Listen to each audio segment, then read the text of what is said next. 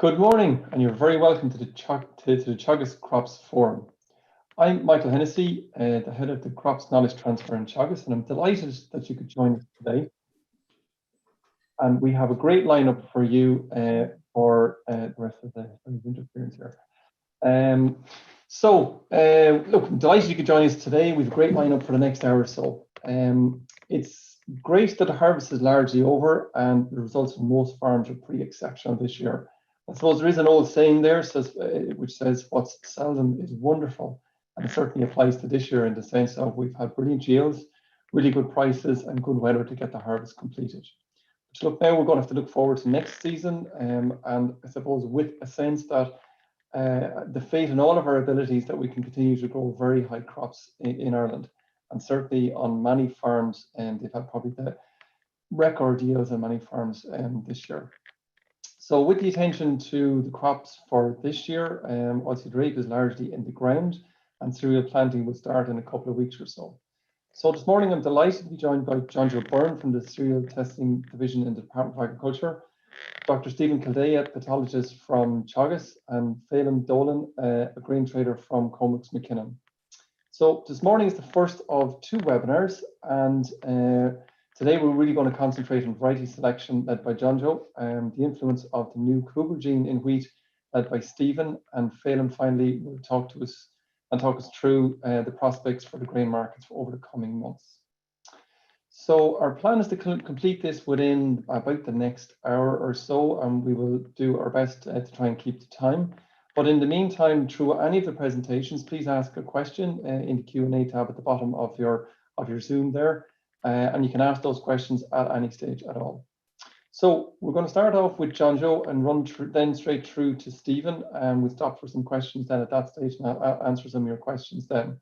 So John Joe, can I turn to you, and if you're ready to go, I'm going to hand the floor across to you. Thank you, Michael. Just share the screen here now.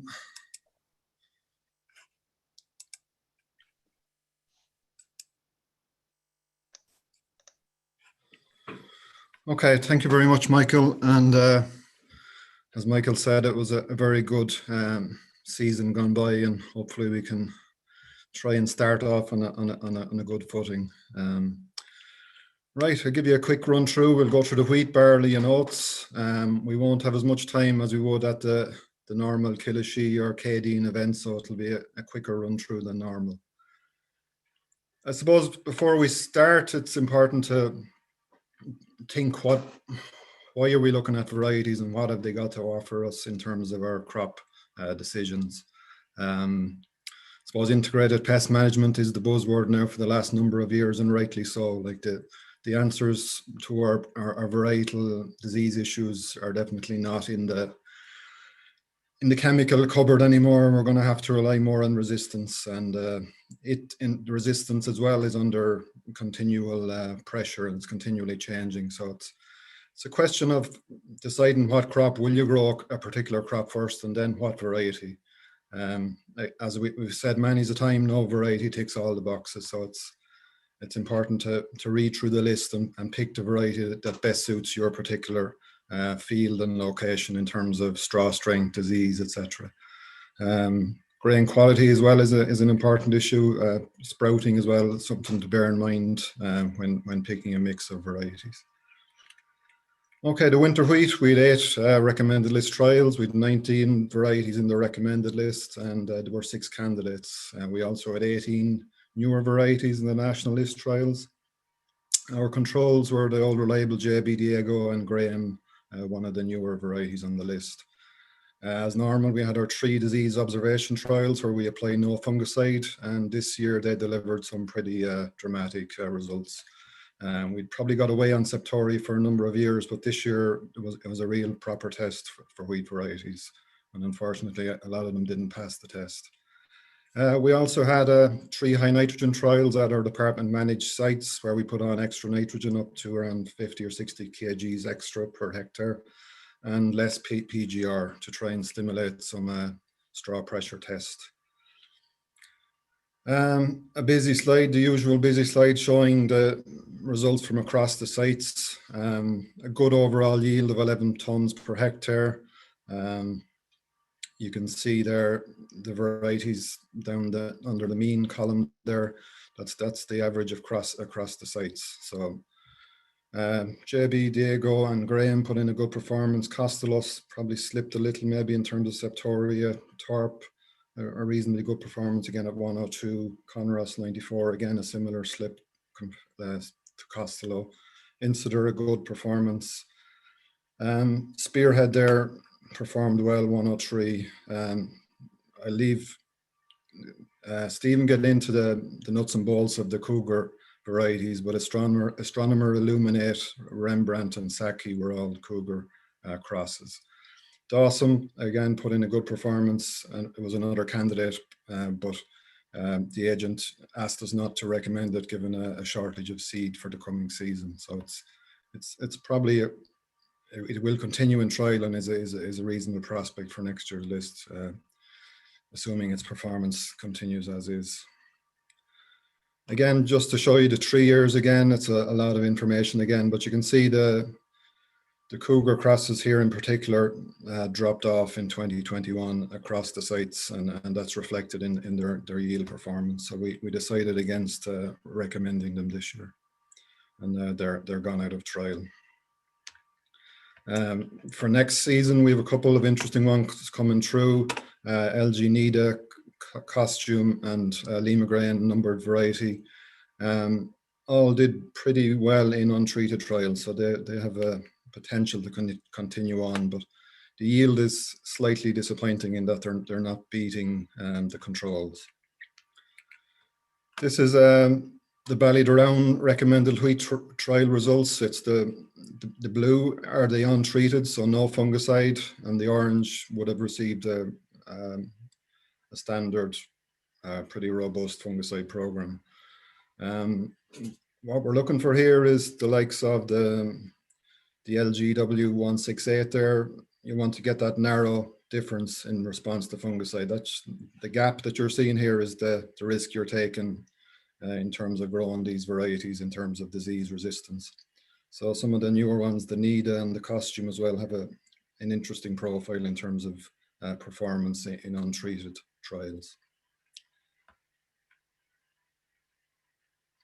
This is our winter wheat nationalist trial with 5 sites. Just put this up to show what's coming in the pipeline, and unfortunately the picture isn't great in terms of the yield performance. These will be varieties their first year in trial, submitted for trialing for the first time in 2021.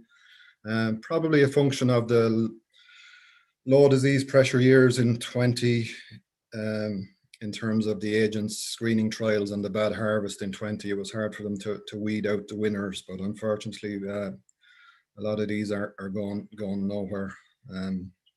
So we'll be hoping for an interesting number of entries for the coming season. Hopefully we have some good varieties coming through from the breeders and agents screening trials based on the 2021 disease pressure. Also in terms of straw strength, this is the Ballydown high nitrogen trial. You can see the nationalist varieties there. Pretty dramatic lodging after the weather broke in July. That was an aerial shot we took, whereas you can see the recommended list is a bit shaky, but in general most of them are standing a lot better than the national list. So both disease and straw, it was an excellent test, 2021. Moving on to the recommended list then, we have 1 new entry, as I said, Spearhead. We put it up there, 104 yield, reasonably good straw package. Very good on mildew, moderately susceptible to septoria, and okay resistance on yellow rust. Sprouting is something you need to watch with it, so it's probably not going to be a massive area for the bigger growers, but it's, if you can manage your harvesting, it's definitely worth a try. Bushel weight on the lower end, but overall a reasonable package. We reduced the ratings on SY Insider for lodging down from a 7 to a 6, and also on the back of a heavy pressure septoria year, we downgraded Costello, Conross and Torp by 1 point each. Winter barley, we'd 7 recommended list trials, 3 at our department managed farms and 4 on host farms around the country. We had 20 varieties in the recommended list trial, and from that we had 3 candidates, and we put up 2 onto the recommended list provisionally. 17 newer varieties in national list trials, again the same disease observation trials. We also have a BYDV trial that we've been doing for the last number of years at our 3 department managed sites. No AFSI applied, but unfortunately we haven't got a good disease pressure year in terms of BYDV to really test varieties. And those who have looked at the barley list will have noted our comment on KWS Yayu. We haven't seen a response from it yet, but the breeders and the agents have a lot of their own data, which looks pretty robust. So it looks like it is an interesting addition to the list in terms of BYDV tolerance, but until we can prove it in our own varieties, we won't make that claim directly ourselves. The 1-year results here again, you can see across the sites there, and this is the mean figure. Varieties probably tightened up a bit in terms of relative performance. The existing varieties, Bazooka had a particularly good year, 105, Valerie 99, dropping off a little bit. The candidates all performed well. Joyeux, the conventional 6-row, 103, and the KWS Tardis, a very, very interesting performance for a 2-row at 105. Again, you see the 3-year data here, and these were our 3 candidate varieties here. So across the years, pretty consistent performance. 2019 seemed to be more suitable for 6-rows for whatever reason, but things have tightened up in the last couple of years. And these are our candidates for next year. The ones in green, we've decided on our trial for the coming season, and these ones will continue with a couple of new additions from the national list. Some interesting material in terms of hybrids and 2-row varieties with interesting yield prospects in terms of the performance to date. Ramillaria is a disease we're always asked about. We haven't added it to a recommended list yet in terms of giving varieties a rating. This slide here gives an indication of how we graded varieties in 2021. So Cassia, Joyeux, Belfry up at the top end in terms of appearing to have some resistance. Down here at the end, Valerie, Pixel would be on the lower end. The reliability of the scores is always an issue with Ramillaria. It's notoriously difficult to score, and it can appear at one site and not on another, but there definitely seems to be a correlation with stress crops. So the sites that we got some of our best data were hit with the harsh weather in April. So this is the recommended list for 2022, published earlier this week. No changes in the ratings of the varieties that were already on the list. We upgraded LG Casting up to fully recommended, and we added KWS Joyeux and Tardis. Both of them good yield performance at 103 and 105. Nice straw package there in terms of lodging and breakdown in Joyeux. It was notable at harvest how well it stood in terms of straw breakdown. Likewise, Tardis, for a pretty nice package there. The earliness of ripening, nice as well. So it's a useful characteristic. Disease-wise, mildew you need to watch on Joyeux. Brinko 6 and 7, but overall good package. KPH both the same, which is interesting from the point of the view of the 6-row matching the 2-row. One minute, John Joe. Okay. Well, to winter oats then, 4 sites, 8 varieties in trial, no candidates for recommendation. Some pretty simple decisions. The agents removed Delphin, Keeley and Southwark from the list. So we're left with Barra, Husky and Isabel. That's the performance across the sites there, 99, 101 and 97. Isabel didn't have the best of years. The main change on the list is that Isabel is down a point to 5 in terms of crown rust. We notice more pressure in it this year. So basically, back to where we started, use the list as an integrated pest management tool.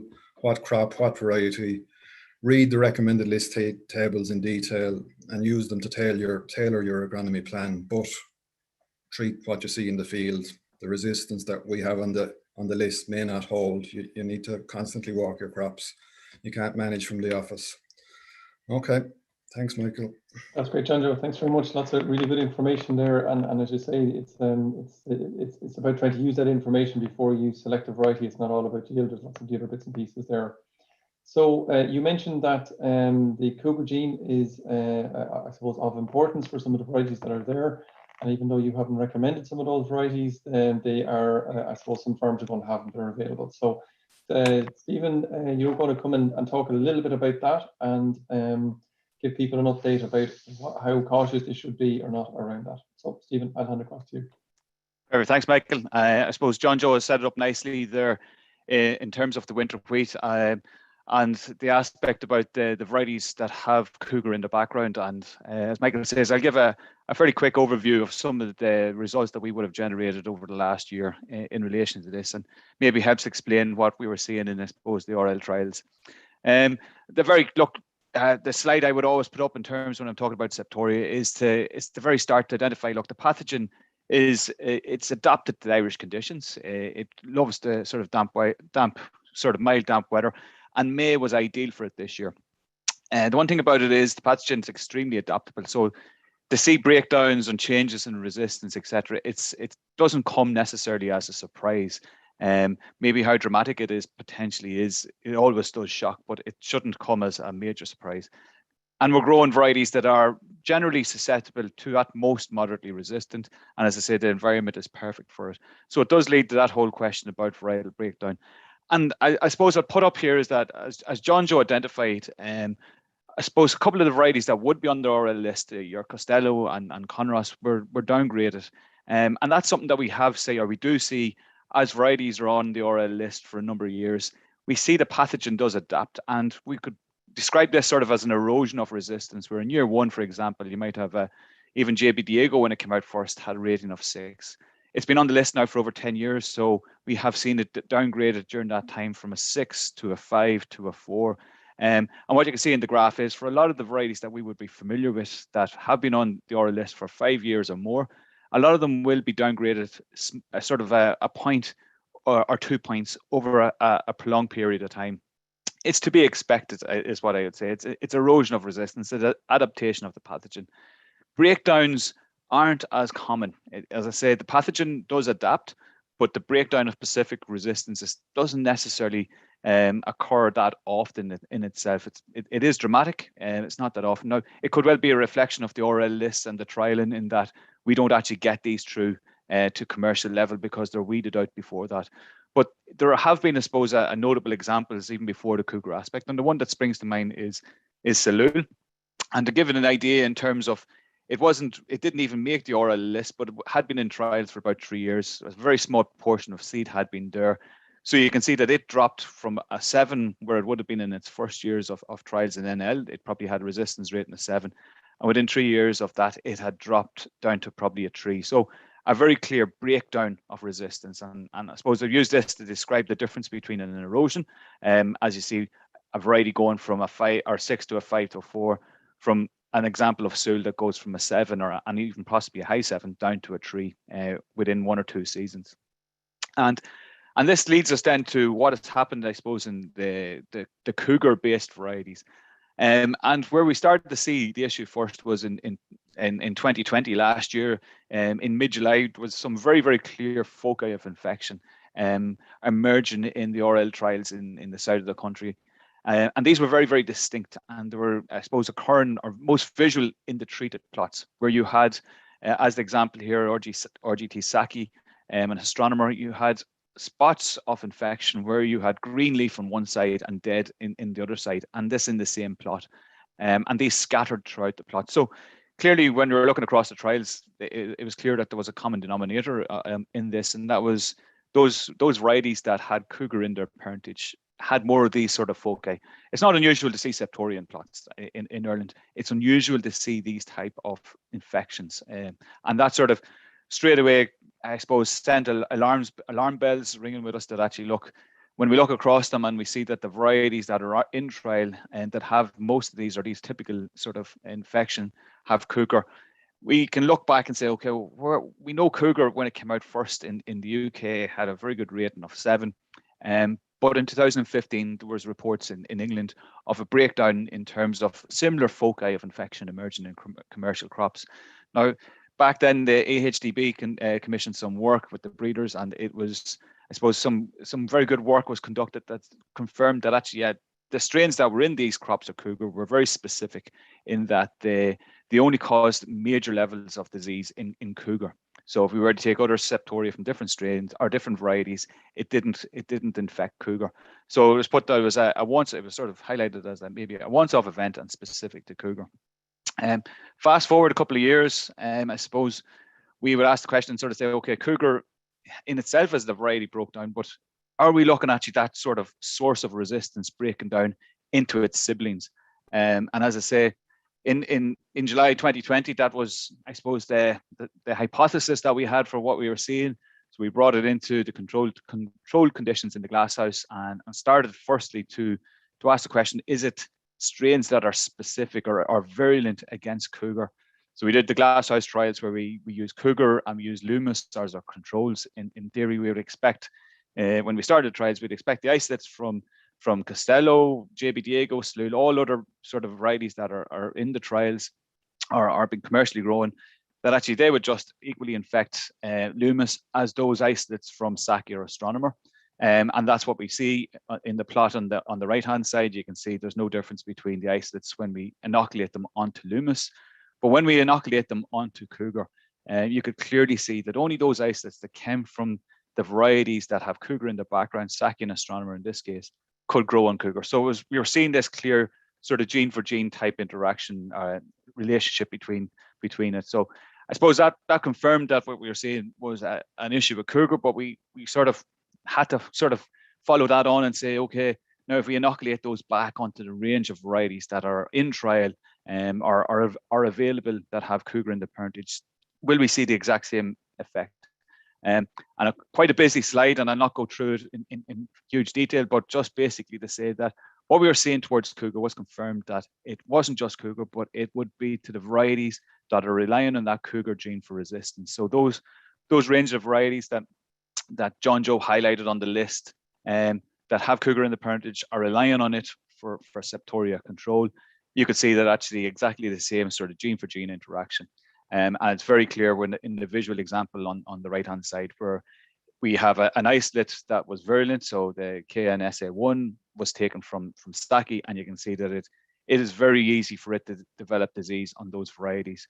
While S1931 came from, I think it came from Salul, and you can see that it doesn't infect those varieties, but it clearly has that gene for gene interaction with Salul. So a lot of things going on in the population, but I suppose we confirmed that the issue that we were seeing to Cougar was beyond Cougar, but into its siblings per se. So one of the questions that we did also have was we were seeing these foci in treated plots.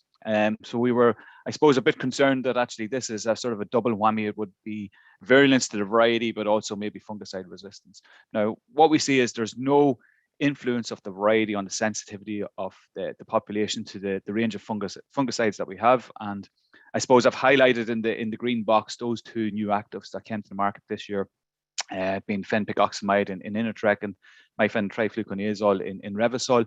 And we don't see any difference between where the isolates came from Cougar, JB Diego, and they're pretty much a similar sort of sensitivity, which is a positive. But it does lead us then to the question about how are we going to control these strains in these varieties, or is it possible to control these strains in these varieties? It might be another way of putting it.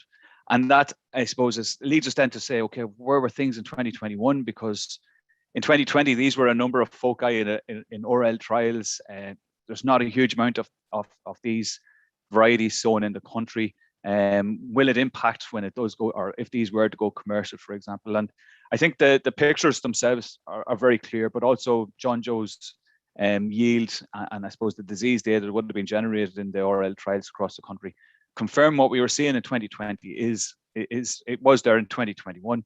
And untreated Saki and Oak Park up until May, there was very, very little septoria in it. First lesions on the flag leaf would have, as noticed, them on 28th of the month, and look, within the space of a month and a bit, it decimated that plot. And anybody that came through Oak Park for the trials open day, you would have seen it. It was very, very visual. That was untreated, but I suppose when we went down into the higher pressure site of Cork and the RL trials there, these varieties were struggling and really struggling under fungicide treatments also. So it's a case on, look, we know the fungicides, the sensitivity of the new fungicides, there's no interaction, no difference between the different varieties, the different strains that are there. It's the pressure that we put them under because of, I suppose, Septoria will do what Septoria does best, and that is cycle and develop. And if there's no check put in place, or very little check put in place from the variety, then it's going to be a struggle even with the best chemistry to get on top of that. And that then, I suppose, leads us to come up with sort of conclusions on what we were saying, and the question, is there a future for Cougar-based resistance in itself? In the short term, and the currently available varieties, and look, there is some seed of LG Astronomer, Illuminate, Saki and Rembrandt about. What I would say is, look, these strains, although we are seeing a lot of this in the south of the country, where pressure is higher, etc., if they are likely to spread, if these varieties are grown, they are most likely to spread. And it is case then that, look, where pressure is high, the risk, I would think in terms of growing these varieties, where pressure is high, it probably is too high. I would be saying, look at alternative varieties where you know what the risk is. And I think that's something that John Joe's slide sort of highlighted very, very importantly, is that there was definitely some sites where these varieties performed quite well, but clearly there was other sites where it didn't. And as more of these, as more of these are growing, that's just going to be an increased risk, especially in those high pressure environments. In lower pressure, look, there may be potential to grow them, but I think we need to be very aware of the risk that is there, and all the control measures that can be put in place, delayed sowing, timing of applications of fungicide, etc., need to be very important. In the longer term, in terms of that Cougar resistance, it can form part of an army of resistances. I think we can demonstrate that it's a very effective source of resistance against specific strains, but we cannot and should not rely on it solely for septoria disease control, because I think we can clearly see where that weakness is. So going forward, it'll need to be supported by other resistances coming through from different parents, etc. And just very quickly to acknowledge, there was a lot of work put into this over the last, I suppose, year. And Seed Tech and Gold Crop for providing seed and getting sourcing seed for us to test these. So I'll hand it back to you, Michael. I know a quick run through, but thank you very much. Great, thanks very much, Stephen. I'll invite you to keep your camera on there, and I'll invite John Joe back again, and Kieran Collins, a tissue specialist from the south. And Kieran, you might come back in as well. So we'll just do a bit of a questions and answer session to everybody looking in, and there's a number of questions there already. You know, if you have any questions, click into the Q&A tab and type them in, and we'll do our best to try and answer them as best we can. John Joe, you're just on mute there at the moment, but I just want to come to you first. John Joe, in terms of the cold weather, there wasn't a few issues out there this year. Do you think there was any effect in the trials, any of your trials across the country this year in that? Yeah, particularly in the winter barley, I think there was an issue in terms of cold weather and malaria at certain sites. Followed on from that, there was definitely a stress relationship with some of that hard weather. In terms of oats, we didn't see any real dramatic differences between the varieties. We checked all our varieties shortly after that issue was identified, and we didn't come across those issues at our sites. Okay. And just one follow-up on there's a question here from Lisa, who asks around the Kildalton site in terms of winter wheat yield. It seems to be quite a ways back in comparison to the other sites. Is there any reason for that? We haven't really put our finger on it. Kildalton was always a high disease pressure site, so that's probably part of the explanation this year, that the year that was, the pressure was a lot higher. So similar to the Valley Around site, even with the fungicides, some of the varieties struggle to keep it together. Okay, Stephen, can I come across to you? There's a bit of A question here around mixes of different varieties and there's a bit more interest in that at the moment in terms of trying to include the Cougar maybe in with non-Cougar varieties. Is that something that is a possibility of something in the future for farmers? I think, look, this is a question that is, I suppose, coming up quite often recently, and it's quite a difficult one to answer in terms of what are we. I suppose the question comes back to what are we trying to achieve with that mixture? If it's resilience, look, diversity, of course, will increase our resilience, and I think then we have to look at what type of resilience are we trying to achieve? Is it purely from a disease control perspective and the ability to reduce fungicides or manage our fungicides? And that then, of course, then is going to come back down to the varieties that are going to be included in the mix. Of course, it will have some benefit in lower pressure environments. I can very clearly see it. In the higher pressure environments down south, I'm not so sure whether it would have that major impact. And I think we'd probably still have to be reliant to some extent on fungicides down there to be able to achieve that. But definitely look, it is something that is becoming more topical and something that we will be looking at, and are looking at, I should say, at the moment. And a follow-up question there around that as well, in terms of the selection of varieties, and obviously some of these aren't on the recommended list, but some of the likes of Astronomer and some of the other varieties with Cougar in them are available this year. Are these varieties really going to be contained within kind of the northern half of the country, if you like? Are they suitable at all for the southern half? I think where there's high disease pressure, look, and there will be some high disease pressure up the north, you'll have to be aware of that yourself, being honest. It is a risk, and it's about that risk management and how risk averse you might be. What I would say is just because, and I'll sort of echo John Joe's words in terms of just because the crop looked very good this year, low, even you might regard as high disease pressure, I think these strains will move, and eventually they're going to find their way up there, and it will be a case of managing that risk. High pressure down south, I think the risk is too high, being honest, definitely. So, Kieran, I would like to come to you and maybe ask that question in a slightly different way, in the sense of rather than mixing varieties within the fields, the overall mix of varieties on farm in a general sense. You might give us an example about how that might work in practice for some of the larger growers. Yeah, I suppose, Michael, anybody, as you say, a larger grower isn't going to grow one variety. And you're obviously, as Stephen says, to manage risk, you're going to need that. And I'd quote John Joe as well, there's no one variety that ticks all the boxes. So I suppose your location, firstly, is a big factor. And we've spoken about higher disease pressure down south. So obviously you're looking at something with a little bit more on Septoria. But then if you look at yellow rust, now you will get yellow rust down south as well, but certainly it's going to be a higher pressure in the northeast, so again, that's something that you have to look at. And then I suppose not to forget about sprouting, there's two good varieties there with good yield. Spearhead new this year, but like it's susceptible to sprouting. And again, you just can't carry a lot of that in the system because you may not get the harvest weather to get through a big area of it. So for me, it's about managing risk, having that mix of varieties. If you wanted a very specific example, I think Graham and Costello complement each other very well. You certainly have Graham, better disease profile, especially in terms of Septoria. But then if you get a wet harvest, and we do get quite a few of those, you would be glad to have Costello in the system. It's got good KPH, it's got excellent grain quality and good straw. May not yield as high as Graham in a very good year, and not obviously as good on Septoria, but they complement each other very well. So I think that's what you'd really be looking for certainly in a wheat scenario, Michael. Thanks, Kieran. John Joe, just come back to you in terms of diversity. We have a question here around any plans to do hybrid rye in terms of trials? Yes, it's something we're considering. I suppose we're going to see how it performs commercially for this coming season before we'll enter into it most likely next year when we'll start a trial program. I'm not sure how it has performed commercially, or is there any feedback locally from Kieran or yourself?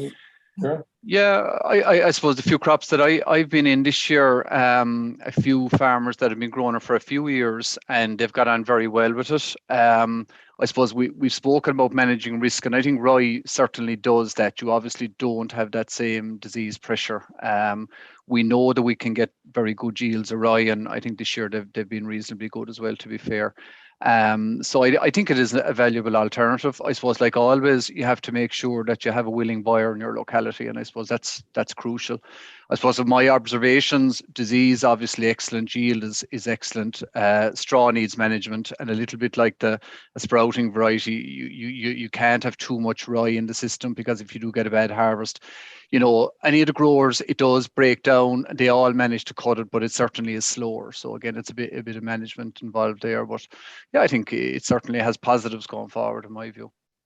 Okay, a couple of final questions back to you, John Joe. One is around Ramillaria ratings. Are they going to appear on recommended lists going forward? And the other one then is around the untreated. You mentioned that as well. Is there any plans to publish the untreated so people can get a good view as regards what the overall disease package looks like with no fungicides? On the Ramillaria, once we're happy we're getting a consistent picture, like the last thing we want to do is to put varieties down unfairly. Our colleagues in AHDB had Ramillaria scores and they removed them from their list. I think they had question marks over how reliable those scores were. So on disease in general, we've moved across to 3 replications at our untreated trials to help improve the reliability of that data. So that we started that this year. So definitely from next year on, we should be able to start putting it together in terms of a recommended list rating. It might start to stand up. Up to now, there's been lots of inconsistencies across years. Maybe the other option is to put up the most recent year's data as a reference point, but it's pretty scary reading. But I suppose people need that scare at times when they're on that risk they're taking. Okay. Thanks very much, John Joe, Stephen and Kieran. We are going to move on a little bit, but look, for everybody else out there, if you have more questions, we might maybe be able to get back to, for a question or two, back to the lads towards the end of the webinar. But we're going to shift a little bit and change, and we're going to, I wanted to get Phelim Doran from Comex McKinnon. Phelim, you're very welcome.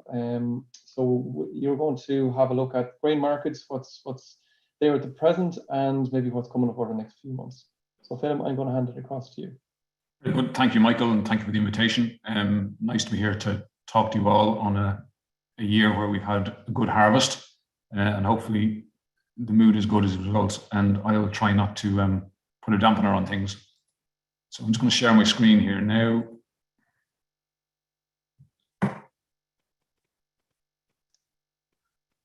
Yeah, perfect. You can see that. Can everyone see that? Perfect. Yep, there you go. Yeah, well, look, I'm just going to quickly shoot through some of the sort of, I suppose, headline issues in the market as we see them this year. Due to time constraints, it's kind of impossible to get into too much detail, but hopefully we'll have a bit of time for questions and answers afterwards. So anyway, just to start, I suppose when I present on issues surrounding markets, I always like just to point out that, you know, markets are not entirely predictable, being made up of, you know, wide and diverse groups of people, and people themselves behave somewhat unpredictably at times. So while we can look at the headline data, we can look at the demand and supply, there always are a lot of variables and a lot of possible outcomes. But anyway, look, we'll shoot on and just get through the slides as quickly as possible, and hopefully they're of some interest. Anyway, just to start with this particular slide, which is a painting of the global wheat supply situation. Now, there's two sort of, I suppose, streams of data here. The blue bars basically refer to the world total supply, which is basically the carry-out stock from last year's crop plus this year's production. So as you can see from this slide, global supply this year is still quite high, certainly by comparison with the previous 5 years. It's at the upper end of the scale. Now, this yellow line here basically refers to the stocks to usage ratio. Now, that basically is total supply minus total use divided by total use. So that figure down here for this year is circa 35%, which is roughly 1/3 of a year's supply. And you can see over the last couple of years, despite quite significant supplies globally, that the stocks to use ratio has gone down quite significantly, down indeed to its lowest level since 2016, 2017. And, you know, that gives you an indication as to why essentially prices have risen this year, despite quite a decent harvest over the globe.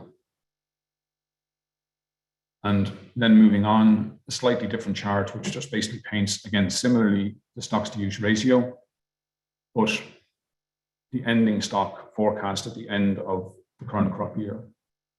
So you can see, despite quite high production, ending stocks, due to strong demand, are forecast to be, again, second lowest in the last 6 years.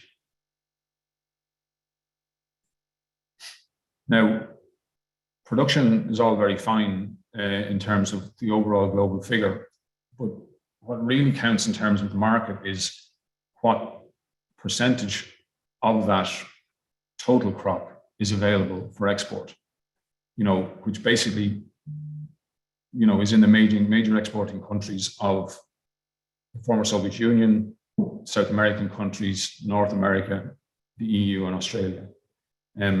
So as you can see, again, the overall figure in the exporting nations has been significantly declining over the last number of years. And again, quite an important figure. You have seen significant stock or crop losses this year, particularly in Russia, which is individually the single biggest exporter in the world. There have been problems in America, there have been problems in South America. And even within the total figure, we've had quite a mixed bag this year globally in terms of quality.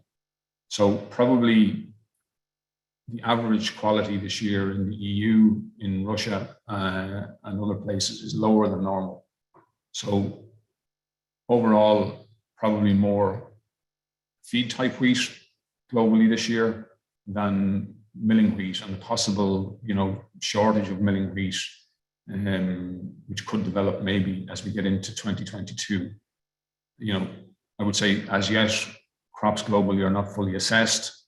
It will take time, I suppose, for assemblers of grain in the various exporting nations around the world to decide what they have, what they can manufacture or blend, and then therefore at the end of the day, how much feed wheat they may have to get rid of onto the market in due course. So again, stocks to use ratio significantly down. That's a very significant point. And I suppose, look, at the end of the day, less grain in the major exporters, particularly in the former Soviet Union, which, the last time there was a serious crisis in wheat in 2007, 2008, which you can look back at here, when the Russians banned exports and wheat prices went up towards 300 euros. Russia was out of the market at that point in time. And Russia would be, indeed all the Black Sea nations would be quite big suppliers to the lower end of the milling wheat market globally, predominantly the Middle East and the North African countries, who are huge consumers and huge importers of wheat. So that is an issue that we'll have to watch out for as the season progresses. So overall, just to summarize on wheat, total supply of wheat set to fall slightly in 21-22, but still at quite high levels compared to the 5-year average. Due to strong demand, though, stocks to use ratio is tightening, and that has to be positive for prices. High quality bread wheats are notably scarcer this year in various countries, the US, Canada, former Soviet Union particularly, while feed wheat is potentially more plentiful. Feed wheat and feed barley, which are predominantly what we have for sale in Ireland, could in the longer run correlate more closely with the price of corn and maize, which is the predominant feed grain globally these days and the primary source of energy globally. So I'm just going to move away from wheat now and we'll start to look at the corn picture. So here we have basically a chart of corn production globally with the green line pointing towards global consumption. So you can see steadily over the last, well, you could say, the last decade, Corn production globally has been on the rise. Over the last 10 years, you could probably say, due to climate change and also seed technology, the corn belt has moved gradually northwards. We are now able to grow maize effectively in more northerly climates than historically was possible. And production, has greatly benefited as a result. Not prices though, overall. But consumption continues to rise steadily along with production. And as we can see from the next chart, getting back to the old stocks to use ratio, despite quite significant production increases, demand continues over the last number of years to reduce the stock to use ratio again, which is basically, as we said before, total production minus total use divided by total use. So again, we're down to, there's not a lot of room for serious problems when it comes to production versus demand. And this year we did see, despite the fact that globally there is quite a big crop, we have seen significant losses and significant losses in major exporting countries, particularly Brazil, which suffered from a severe drought this year and lost roughly 10 million tons of production. And that's effectively 10 million tons of exports. So that has had quite a significant effect over the last number of months on corn prices. Now, so just to summarize on the picture for corn, as we already mentioned, Brazil lost about 10 million tons of exports due to drought. The USA is still forecasting quite a big crop despite quite mixed weather. China, which is the big, I suppose if there is a gray area in global markets and an area where the trade globally struggles to really get a firm handle on data, it is China. At the end of the day, all of the information that comes out of China is state controlled, and the Chinese interest first and foremost is in protecting their own markets and doing what's best for China. You can hardly blame them for that, I suppose. But China this year is forecasting a record crop of corn. They are the biggest individual growers of corn in the world, growing approximately 260 million tons out of about 1.2 billion tons. But last year, they also, in addition to the production, imported about 26 million tons of corn. So they're the single biggest importers of corn in the world as well.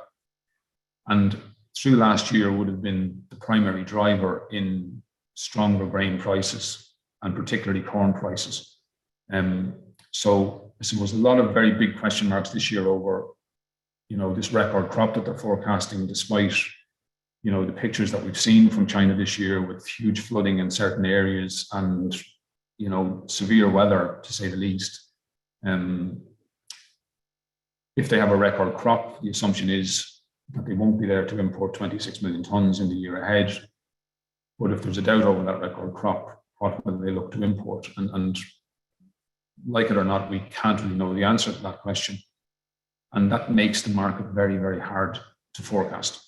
One other thing about corn is that in the recent past, while wheat and barley prices have been coming upwards, maize prices have begun to struggle a little bit, probably peaked about a month to 6 weeks ago and have been kind of slipping a little bit kind of gradually since.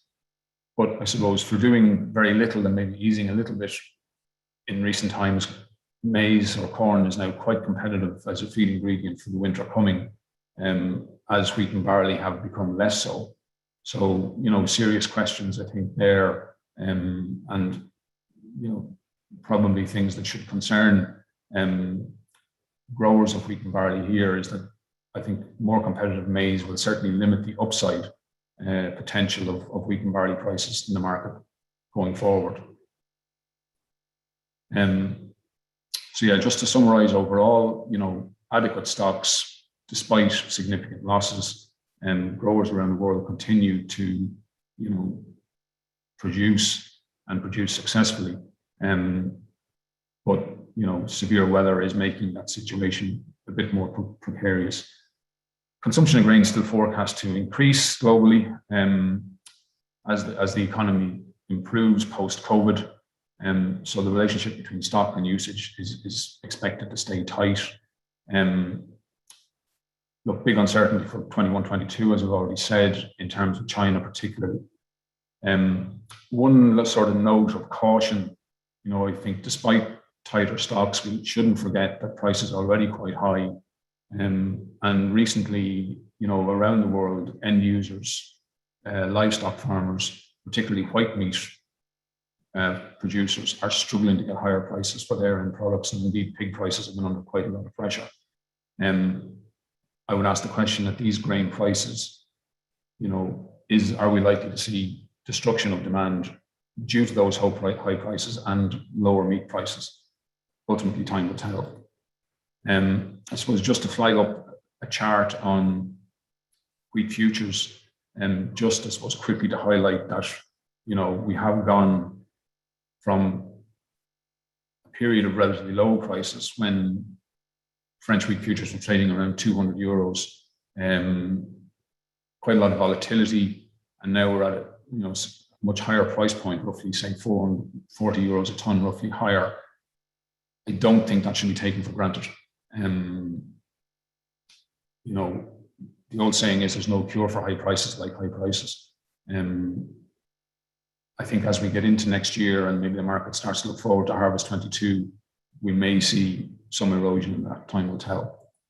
So just another quick chart there, just in terms of corn.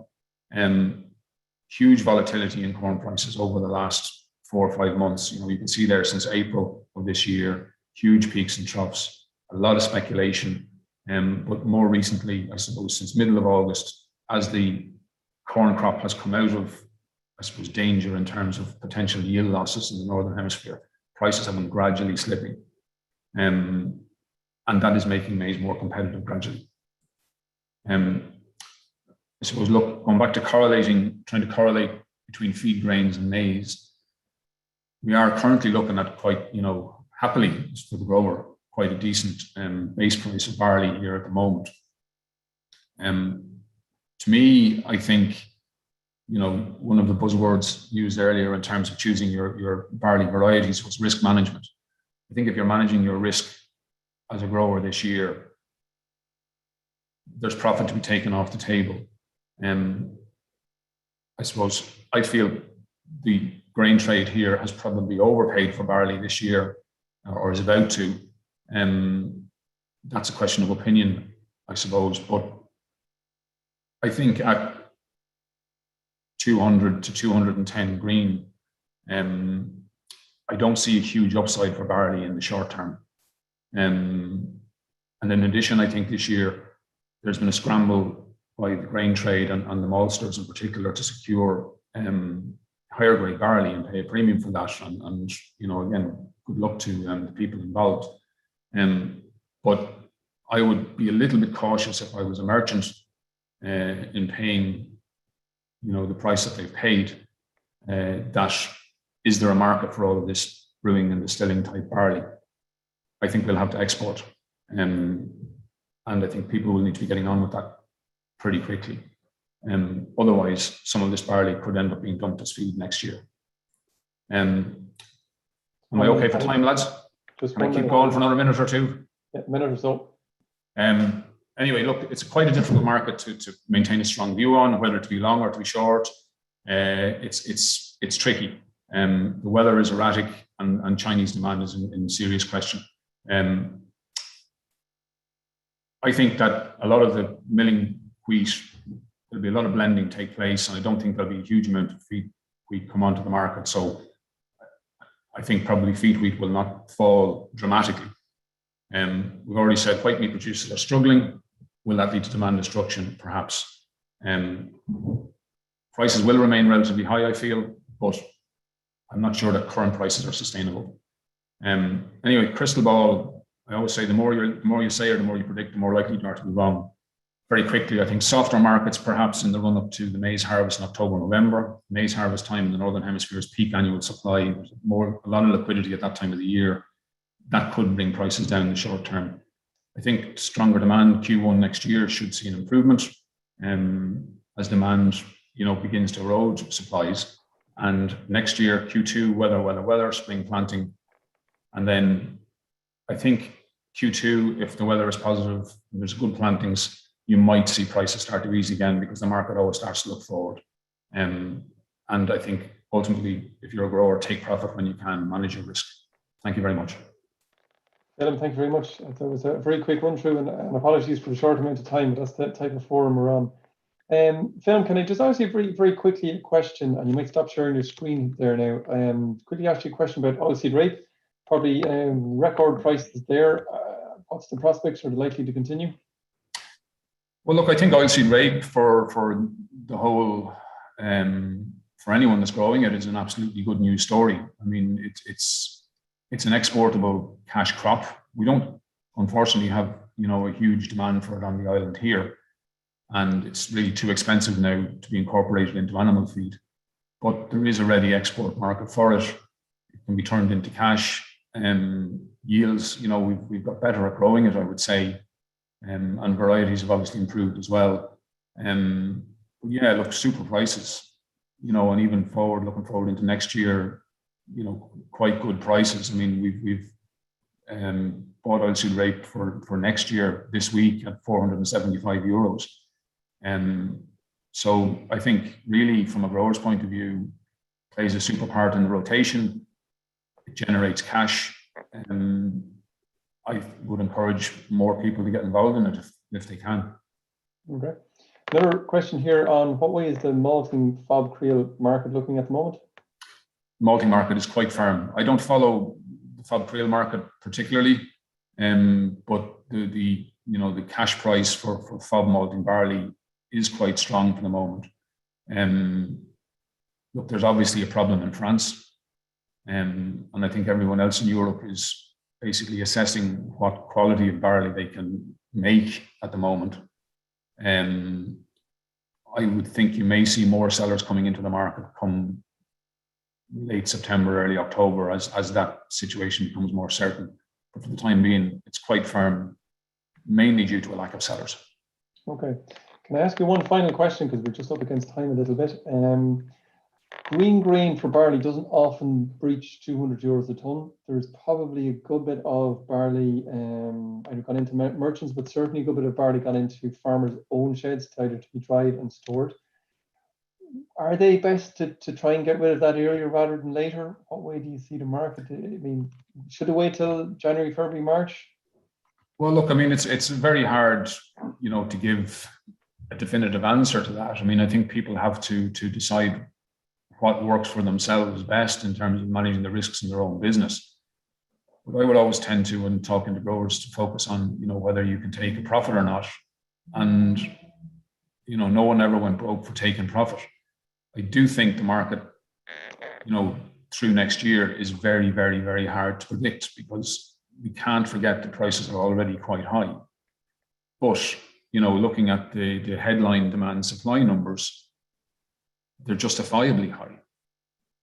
But I always feel that when you start taking the market for granted, you can very quickly get a slap on the jaw. And I just think if there's profit to be taken, there are downside risks here as well. And I certainly wouldn't encourage people to gamble everything they have in their shed. Okay. One very final one. It's around sustainability and the availability of grain, I suppose, from around the world coming into Ireland. What way is the market looking at that, or are they looking at it more seriously, or maybe is there certain parts of the market looking at that sustainability, carbon bit, all of that kind of thing all in one? What way is that looking at the moment? Well, look, I think from obviously sustainability and carbon capture in tillage farming, this is the way forward for certain. And it is going to be driven one way or the other. It's going to be driven by legislation. Look, the big brands in terms of the food and drinks industry, they certainly want to be associated with sustainability and you know, possible carbon capturing in tillage farming. You know, I suppose rather than sustainability, what people are talking now is regenerative farming. And look, from what I've seen, regenerative farming makes a lot of sense in terms of, you know, possibly over the longer term reducing your requirement for fertilizer, et cetera, et cetera. I would say by and large at this stage, the animal feed market is not so concerned with it. Look, they're happy enough to be associated with it, but are they prepared to pay a premium for it? I wouldn't say there's a queue to do that at the moment. Okay. Okay. Look, that's great. Thanks very much, Phelim. It's been a really good insight. I know we didn't really have a whole lot of time, but look, thanks very much for your insights. And look, it's brilliant to be on to be able to report really good prices in that kind of thing. We probably have avoided this because the prices haven't been wonderful over the last 2 or 3 years, but it's great to be there. Yeah, so, absolutely. Yeah, thanks very much. So we're kind of out of time. We're not going to get back to too many more questions, but I see Stephen's coming up there and Kieran and John Joe. I want to thank everybody very much for your participation today. And look, this isn't possible without a little bit of work in the background from Shay Phelan answering a few questions, and also Dara Whelan doing a few bits and pieces in the background. But I also want to thank you, the audience. There's been a lot of real good questions after coming in there. We haven't answered them all live, but some of them were answered directly to the people along the way. So a very big thanks for that. And I also want to ask you again for a little bit more of your time. We're going to send out an email over the next 10 or 15 minutes. A bit of a survey as regards the webinar, and we're always trying to improve, trying to get your feedback. So it'll only take you 2 or 3 minutes, so you might have a look at it, fill it in, and send it back to us. It's all very, very quick. So the next part of our Crops Forum takes place this day next week, next Thursday, 11:30 again.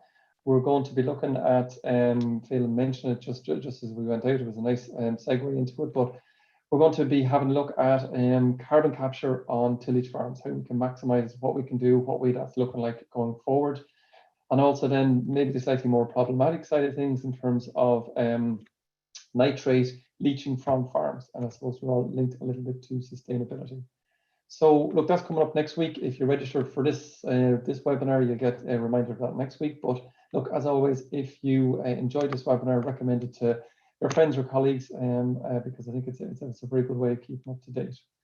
And speaking of which, we also have a podcast, the Tillage Age podcast, of which you can just Google it. It's a podcast that we have every week. It's for about 10 or 15 minutes. Brilliant for anybody who's in the car for a good while, or maybe in the tractor for a good while. Stream it onto your radio. You can learn something as you're going up and in the fields in straight lines. Because there's probably more time to do it now with precision farming. I suppose we don't even have to steer the tractor up and down. So look, have a listen into that as well.